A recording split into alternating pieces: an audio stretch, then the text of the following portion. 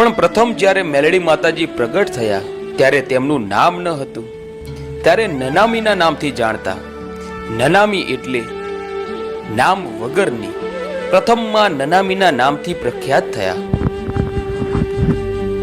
ઘણા વર્ષો પહેલાની વાત છે, જ્યારે દાનવો ભગવાનની અપાર પૂજા અને તપ કરીને ભગવાન જોડે વરદાન મેળવી શક્તિશાળી વિદ્યાઓ પ્રાપ્ત કરી લેતા અને દેવતાઓને પરેશાન કરી મૂકતા. દેવતાઓને આદ્યશક્તિના શરણમાં આવીને વિનંતી કરવી પડતી કે હે માં, આવા દુષ્ટ રાક્ષસોથી અમારી રક્ષા કરો. જગતમાં તમારા જેવી આદ્યશક્તિ વગર અમારો કોઈ ઉદ્ધાર કરી શકવાનું નથી. જગતમાં તમારાથી કોઈ મોટું નથી. આમ રાક્ષસોનો સંહાર કરવા માટે આદ્યશક્તિમાં સ્વયં નવદુર્ગાઓ સ્વરૂપે આ ધરતી લોકમાં પ્રગટ થયા અને દેવતાઓના કહેવા મુજબ પૃથ્વી લોકના મનુષ્યોનો રાક્ષસોના ત્રાસથી રક્ષા કરવા લાગ્યા. જેમાં એક વખતની વાત છે, એક રાક્ષસ અમરૈયા દૈત્યના ત્રાસથી છુટકારો પામવા માટે જ્યારે નવદુર્ગાઓ આ દૈત્યને મારવા માટે ગયા ત્યારે એ દૈત્ય ઘણો શક્તિશાળી હતો. તેમણે નવદુર્ગાઓ સાથે ઘણા વર્ષો સુધી યુદ્ધ કર્યું. છેવટે તે રાક્ષસ થાકીને આ દેવીઓથી બચવા માટે ભાગવા માંડ્યો. ભાગતા ભાગતા તેણે પૃથ્વીલોક પર સાયલા ગામના સરોવરમાં છુપાઈ ગયો.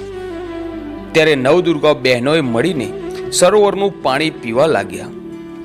ત્યારે આ દૈત્ય સરોવર પાસે મડી પડેલી ગાયને જોઈને તેમાં તે છુપાઈને બેસી ગયો. છેવટે નવદુર્ગાઓએ ભેગા મળીને આ દૈત્યને મારવા માટે એક યુક્તિ વિચારીને એક શક્તિ રૂપે દેવીને પ્રગટ કરવાનું વિચાર્યું.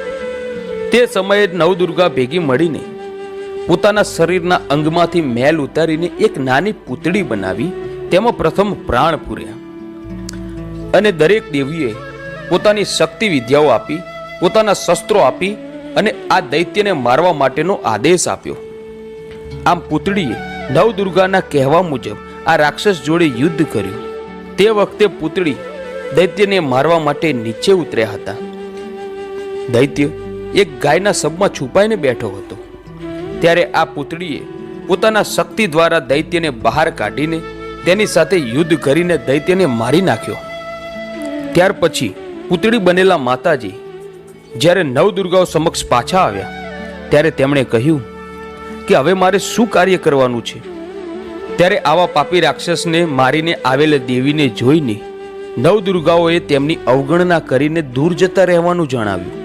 તે સાંભળીને માતાજીને બહુ ખોટું લાગ્યું. તેથી તેઓ પોતાને શુદ્ધ કરવા સ્વયં ભોલેનાથ પાસે ગયા. ભોલેનાથને વિનંતી કરીને સઘળી હકીકત જણાવી કે પોતે એક રાક્ષસનો સંહાર કરીને આવ્યા છે. જેથી તેમને પોતાના શરીરને શુદ્ધ કરવા માટે ભોલેનાથને જણાવ્યું. એટલે ભોલેનાથે સ્વયં પોતાની જટામાંથી ગંગા